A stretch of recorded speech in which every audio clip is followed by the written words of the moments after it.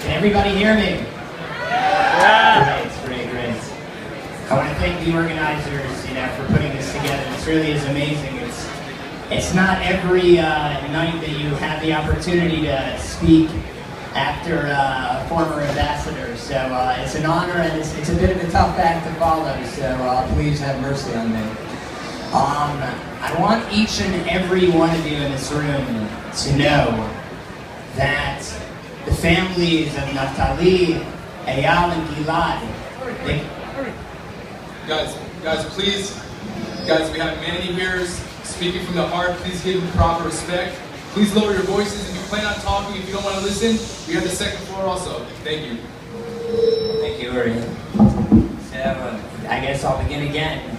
So, I think each and every one of you in this room right now should know that the families of Naftali, Gilad, and Eyal, they can all feel your love. They can all feel your support.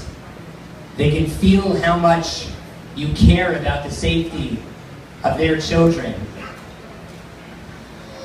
They can hear us chanting, "Bring back our boys." They can hear us singing, "Am Yisrael Chai," from thousands of miles away.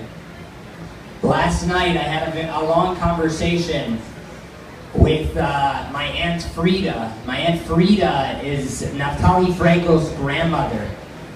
And she told me that our chanting and our singing has played such a major role in helping these families stay strong during this difficult time.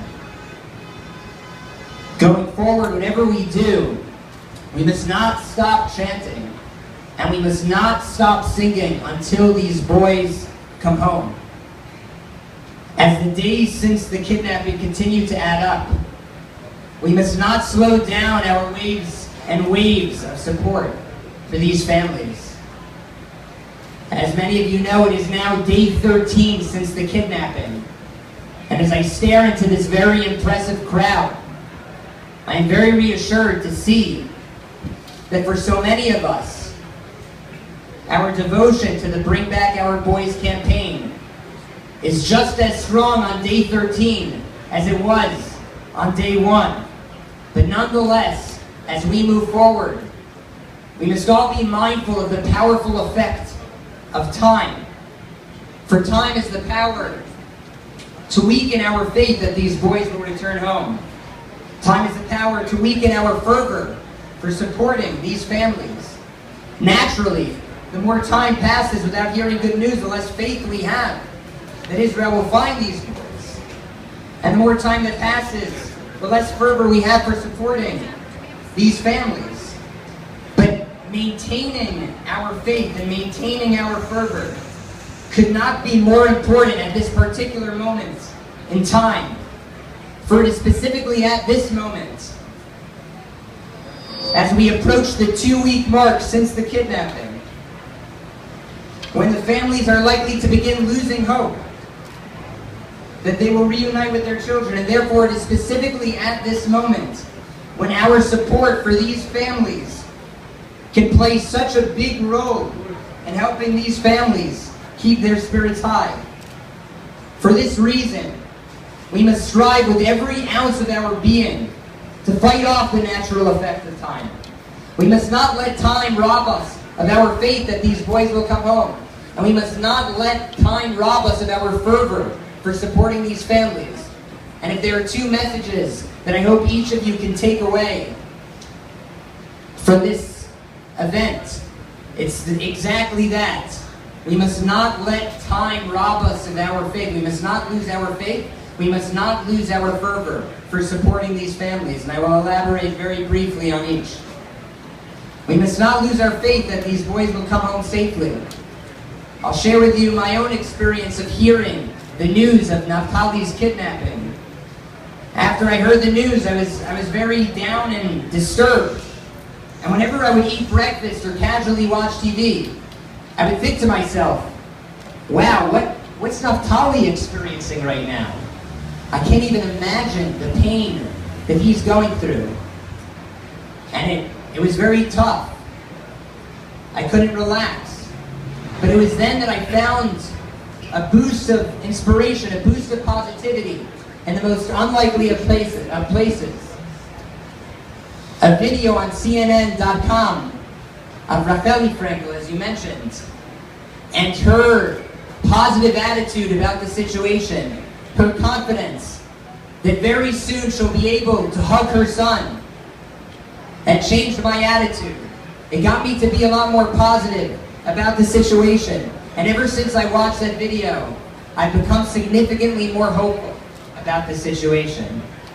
As I learned from my experience listening to Racheli Frankel, Naftali's mother, positivity is so contagious.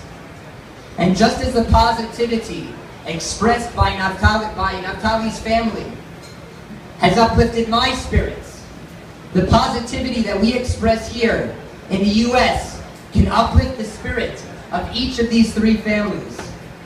Having spoken to Naftali's grandmother, my Aunt Frida, I can tell you with certainty that our expression of hope that these boys will return home gives each of these families such a boost of hope, such a boost of positivity. And for this reason, we must not lose faith, because our expression of faith in so many ways can strengthen the faith of these families. So let us take a moment to say to the families of Naftali, Eyal, and Gilad that any moment now we will hear very good news, and you will be there to hug your boys. Second, we must not lose our fervor for supporting these families. As it is now day 13, this is a critical hour. Today, the story of the kidnapping stands in the crossroads between new news and old news.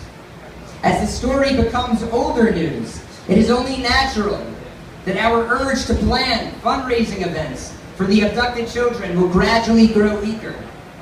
Going forward, it will be a challenge to keep the face of Naftali, Eyal, and Gilad in the forefront of our minds. But as the days pass, our waves of support will be inclined to gradually subside. Yet these families need our support now more than ever before. The less emotional support they receive from communities across the globe, the lower their spirits will fall. Our passionate display of care and compassion for these Israeli families reassures them that people all over the world can feel their pain, as their sense of hope dwindles a little bit more with each passing day. This is by no means the appropriate time to slow down our waves of support. We must not lose our fervor for the Bring Back Our Boys campaign. We must not lose our sense of urgency that each of us has a special role to play in our collective effort to bring these boys home. To this end, I kindly ask each of you if you'd be willing to take a few minutes every day to spread awareness about the kidnapping and get people on board this Bring Back Our Boys campaign. Between fundraising events and solidarity rallies, there's so many ways that each and every one of you can contribute to this very noble cause. Thank you, and may we hear good news very soon.